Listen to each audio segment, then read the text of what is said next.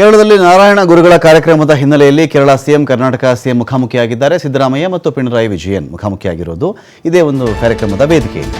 Kogilu layout ತೆರವು ವಿಚಾರಕ್ಕೆ ಬಹಳಷ್ಟು ಸುದ್ದಿಗೆ ಗ್ರಾಸವಾಗಿರೋದು ಕೇರಳದ ಮುಖ್ಯಮಂತ್ರಿಗಳು ಇದ್ರ ಬಗ್ಗೆ ಗಮನ ಸೆಳೀತಾರೆ. ಈ ಥರ ಕರ್ನಾಟಕದಲ್ಲಿ ಈ ಥರದ್ದು ಆಗ್ತಾ ಇದೆ, ಮುಸ್ಲಿಮರಿಗೆ ಅನ್ಯಾಯ ಆಗ್ತಾ ಇದೆ, ಮನೆಗಳನ್ನು ಈ ಥರ ಒಡೆದು ಹಾಕಿದ್ದಾರೆ, ನೆಲಸಮ ಮಾಡಿಬಿಟ್ಟಿದ್ದಾರೆ. ಜೊತೆಗೆ ಸಾಲದು ಅಂಥೇಳಿ ಇದೇ ಕರ್ನಾಟಕ ಸರ್ಕಾರ KC ವೇಣುಗೋಪಾಲ್ ಅವರ ಕಡೆಯಿಂದ, ಕಾಂಗ್ರೆಸ್ ಹೈಕಮಾಂಡ್ನ KC ವೇಣುಗೋಪಾಲ್ ಅವರ ಕಡೆಯಿಂದ ಇನ್ಸ್ಟ್ರಕ್ಷನ್ಸ್ ತೆಗೆದುಕೊಂಡು ಅಂಥವರಿಗೆ ಮನೆ ಕಟ್ಟಿಕೊಡೋ ಕೆಲಸವನ್ನು ಮಾಡ್ತಾ ಇದೆ ಅಂತೆಲ್ಲ ವಿಚಾರ ಚರ್ಚೆಗೆ ಆಯ್ತಲ್ಲ. ಇದೀಗ ನಾರಾಯಣ ಗುರುಗಳ ಕಾರ್ಯಕ್ರಮ ಆಯಿತು. ಇದರಲ್ಲಿ ಪಿಣರಾಯಿ ವಿಜಯನ್ ಮತ್ತು ಸಿದ್ದರಾಮಯ್ಯನವರು ಒಂದೇ ವೇದಿಕೆಯಲ್ಲಿ ಕಾಣಿಸ್ಕೊಂಡ್ರು. ಸೊ ಹಾಗಾಗಿ ಬಹಳ ಚರ್ಚೆಗೆ ಗ್ರಾಸವಾಗಿತ್ತಿದ್ದು. ಟ್ವೀಟ್ ಮಾಡೋ ಮೂಲಕನೇ ಪಿಣರಾಯಿ ವಿಜಯನ್ ಬಹಳ ಸದ್ದು ಮಾಡಿದರು ಇದೇ ವಿಚಾರದಲ್ಲಿ. ಈಗ ಪರಸ್ಪರ ಕುಶಲೋಪರಿ ವಿಚಾರಿಸಿಕೊಂಡಿದ್ದಾರೆ ಪಿಣರಾಯಿ ವಿಜಯನ್ ಮತ್ತು ಸಿದ್ದರಾಮಯ್ಯ ಅವರು. ಮುಂದಿನ ವರ್ಷ ಕೇರಳದ ವಿಧಾನಸಭಾ ಚುನಾವಣೆ ಹಿನ್ನೆಲೆಯಲ್ಲಿ OBC ಮತಗಳ ಮೇಲೆ ಕಾಂಗ್ರೆಸ್ಗೆ ಕಣ್ಣಿದೆ. ಈಗ ಮುಸ್ಲಿಮರಿಗೆ ಕರ್ನಾಟಕದಲ್ಲಿ ಈ ಥರ ಆಗ್ತಾ ಇದೆ, ಮನೆಗಳನ್ನು ಒಡೆದು ಹಾಕ್ಬಿಟ್ಟಿದ್ದಾರೆ ಹೇಳೋ ಮೂಲಕವಾಗಿ ಅಲ್ಲಿನ ಕೇರಳದ ಎಡಪಕ್ಷ ಈ ಥರದೊಂದು ಪ್ಲಾನ್ ಮಾಡ್ಕೊಂಡಿದೆ. ಅಲ್ಲಿ ನೋಡಿ, ಅಲ್ಲಿ ಮುಸ್ಲಿಮರಿಗೆ ಅನ್ಯಾಯ ಆಗ್ತದೆ, ಕೇರಳದಲ್ಲಿ ಜಾಸ್ತಿ ಮುಸ್ಲಿಮ್ಸ್ ಇದ್ದಾರಲ್ಲ, ನೀವೆಲ್ಲ ನಮಗೆ ಓಟ್ ಹಾಕಿ ಅಂತ ಅದರ ಅರ್ಥ. ಸೊ ಹಾಗಾಗಿ ಇದೀಗ ಸಿದ್ದರಾಮಯ್ಯನವರು ಇದೇ ಪಿಣರಾಯಿ ವಿಜಯನ್ ಅವರು ಒಂದೇ ವೇದಿಕೆಯಲ್ಲಿ ಕಾಣಿಸ್ಕೊಂಡಿದ್ದಾರೆ. ಸಿದ್ದರಾಮಯ್ಯ ಈ ನಾರಾಯಣ ಗುರು ಕಾರ್ಯಕ್ರಮ ಆಯೋಜನೆಯ ಮೂಲಕವಾಗಿ OBC ಮತ ಸೆಳೆಯುವಂಥ ಪ್ಲಾನ್ ಕೂಡ ಇದೆ ಅಂತ ಒಂದು ಕಡೆ ಹೇಳಲಾಗ್ತಾ ಇದೆ. 2026 ಏಪ್ರಿಲ್ ಮೇನಲ್ಲಿ ಕೇರಳದ ವಿಧಾನಸಭಾ ಚುನಾವಣೆ ಇರುತ್ತೆ. ಈ ಬಾರಿ ಅಧಿಕಾರ ಹಿಡಿಬೇಕು ಅಂತೇಳಿ ಕಾಂಗ್ರೆಸ್ ಪ್ರಯತ್ನ ಇದೆ. LDF ಜೊತೆ ಸೇರಿಕೊಂಡು ಅಧಿಕಾರ ಹಿಡಿಬೇಕು ಅಂತ ತಂತ್ರ ಇದೆ. ಈಗಲಿಂದಲೇ ಮತದಾರರನ್ನ ಸೆಳೆಯಬೇಕು ಅಂತ ಪ್ರಯತ್ನ ಇದೆ. 28.9% OBC ಮತದಾರರ ಮೇಲೆ ಕಣ್ಣಿದೆ. OBC ಮತ ಸೆಳೆಯುವುದಕ್ಕೆ CM ಸಿದ್ದರಾಮಯ್ಯಗೆ ಇದೀಗ ಒಂದು ಕಡೆ ಕೇರಳದ ಕಡೆಯಿಂದ ಗಾಳ ಹಾಕಲಾಗಿದೆ. ನಾರಾಯಣ ಗುರು ಕಾರ್ಯಕ್ರಮ ಆಯೋಜನೆ ಇಲ್ಲಿ ಆಗಿರೋದು ಈಳವ ಅಥವಾ ಬಿಲ್ಲವ ಸಮುದಾಯದ മതಗಳನ್ನು ಸೆಳೆಯಬೇಕು ಅಂತ ಹೇಳಿ ಒಂದು പ്രയത്നം ಇಲ್ಲಿ ನಡೆದಿದೆ. പ്രദീപ് തങ്കപ്പനെയും ഒപ്പം SNI MS ആണ് ഈ വർഷത്തെ പുരസ്കാര ജേതാക്കൾ.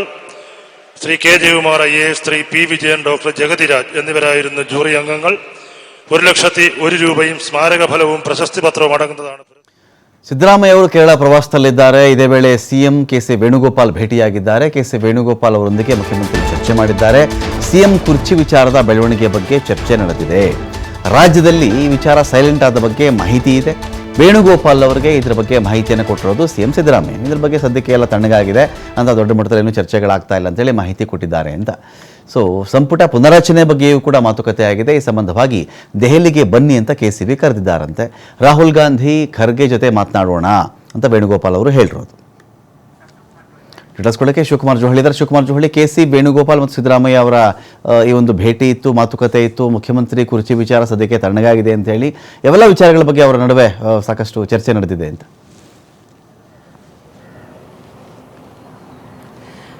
ರಮಕಂತು ನಿನ್ನೆ ರಾತ್ರಿ ಕೇರಳ ಪ್ರವಾಸಕ್ಕೆ ತೆರಳಿದ್ರು ಮುಖ್ಯಮಂತ್ರಿಗಳು. ಇವತ್ತು ನಾರಾಯಣ ಗುರು ಆ ಕಾರ್ಯಕ್ರಮದಲ್ಲಿ ಅವರು ಭಾಗಿಯಾಗಿದ್ರು. ಆ ಸಂದರ್ಭದಲ್ಲೇ ACC ಪ್ರಧಾನ ಕಾರ್ಯದರ್ಶಿ ಆಗಿರುವಂತಹ KC ವೇಣುಗೋಪಾಲ್ ಅವರು ಕೂಡ ಭಾಗಿಯಾಗಿದ್ರು. ಕೇರಳ ಮುಖ್ಯಮಂತ್ರಿ ಪಿಣರಾಯಿ ವಿಜಯನ್ ಅವರು ಕೂಡ ಭಾಗಿಯಾಗಿದ್ರು. ಇದೇ ವೇಳೆ ಅವರು ರಾಜ್ಯ ರಾಜಕಾರಣಕ್ಕೆ ಸಂಬಂಧಪಟ್ಟಂತೆ ವೇಣುಗೋಪಾಲ್ ಅವರ ಜೊತೆ ಚರ್ಚೆಯನ್ನ ಮಾಡಿದ್ದಾರೆ ಅನ್ನುವಂಥ ಮಾಹಿತಿಗಳು ಈಗ ಸಿಗ್ತಾ ಇದೆ. ಯಾಕಂದ್ರೆ ರಾಜ್ಯದಲ್ಲಿ CM ಕುರ್ಚಿ ವಿಚಾರದಲ್ಲಿ ಎಷ್ಟೆಲ್ಲ ಚರ್ಚೆಗಳಾಯಿತು, ತದನಂತರದಲ್ಲಿ ಆಗ್ತಾ ಇರುವಂತಹ ಬೆಳವಣಿಗೆಗಳು, ಮತ್ತೆ ಈಗ ಏನು ಸೈಲೆಂಟ್ ಆಗಿದೆ ಎಲ್ಲ ವಿಚಾರವನ್ನು ಕೂಡ ಮಾಹಿತಿಗಳನ್ನು ಕೂಡ ವೇಣುಗೋಪಾಲ್ ಅವರಿಗೆ ಮುಖ್ಯಮಂತ್ರಿಗಳು ಅಲ್ಲಿ ಕೊಟ್ಟಿದ್ದಾರೆ ಅನ್ನುವಂಥ ಮಾಹಿತಿಗಳಿದೆ. ಅದರ ಜೊತೆಗೆ ವೇಣುಗೋಪಾಲ್ ಅವರು ಕೂಡ ಸಚಿವ ಸಂಪುಟ ಪುನಾರಚನೆಗೆ ಸಂಬಂಧಪಟ್ಟಂತೆ ಅವರ ಮುಂದೆ ಪ್ರಸ್ತಾಪವನ್ನ ಇಟ್ಟಿದ್ದಾರೆ. ಆದರೆ ವೇಣುಗೋಪಾಲ್ ಅವರು ನೀವು ದೆಹಲಿಗೆ ಬನ್ನಿ, ನಾವು ಮಾತನಾಡೋಣ, ರಾಹುಲ್ ಗಾಂಧಿ ಹಾಗೆ ACC ಅಧ್ಯಕ್ಷ ಮಲ್ಲಿಕಾರ್ಜುನ್ ಖರ್ಗೆ ಅವರ ಜೊತೆ ಇದರ ಬಗ್ಗೆ ಚರ್ಚೆಯನ್ನ ಮಾಡೋಣ, ಅಂತಿಮವಾಗಿ ರಾಹುಲ್ ಗಾಂಧಿ ಅವರು ಯಾವ ನಿರ್ಧಾರವನ್ನು ತೆಗೆದುಕೊಳ್ತಾರೆ ನೋಡೋಣ ಅನ್ನುವಂಥ ಒಂದು ಮಾತನ್ನು ಕೂಡ ಸಿದ್ದರಾಮಯ್ಯನವರಿಗೆ ಹೇಳಿದ್ದಾರೆ ಅಂತೇಳಿ. ಹಾಗಾಗಿ ಸಂಕ್ರಾಂತಿ ನಂತರ, ಯಾಕೆಂದ್ರೆ 8-9 ದೆಹಲಿಗೆ ಸಿದ್ದರಾಮಯ್ಯ ಅವರು ತೆರಳುತ್ತಾರೆ ಅನ್ನುವಂಥ ಮಾಹಿತಿಗಳಿತ್ತು. ಆದರೆ ಈಗ ಸಂಕ್ರಾಂತಿ ಮುಗಿದ ನಂತರ 16 ಅವರು ದೆಹಲಿಗೆ ತೆರಳುತ್ತಾರೆ ಅನ್ನುವಂಥ ಮಾಹಿತಿಗಳು ಈಗ ಸಿಗ್ತಾ ಇದೆ. ಹಾಗಾಗಿ ವೇಣುಗೋಪಾಲ್ ಅವರು ಕೂಡ ಇಂದಿನಿಂದಲೂ ಕೂಡ ಸಿದ್ದರಾಮಯ್ಯನವರ ಪರವಾಗಿ ಇರುವಂತವರು. ರಾಹುಲ್ ಗಾಂಧಿ ಹಾಗೆ ವೇಣುಗೋಪಾಲ್ ಇಬ್ರು ಕೂಡ ಸಿದ್ದರಾಮಯ್ಯನವರ ಪರವಾಗಿ ಇದ್ರೆ, ಮತ್ತೊಂದು ಕಡೆ ಸೋನಿಯಾ ಗಾಂಧಿ, ಪ್ರಿಯಾಂಕಾ ಗಾಂಧಿ ಅವರು DK ಶಿವಕುಮಾರ್ ಅವರ ಪರವಾಗಿ ಇದ್ದಂಥವ್ರು. ACC ಅಧ್ಯಕ್ಷರು ಕೂಡ DK ಶಿವಕುಮಾರ್ ಅವರ ಪರವಾಗಿ ಇರುವಂತವರು.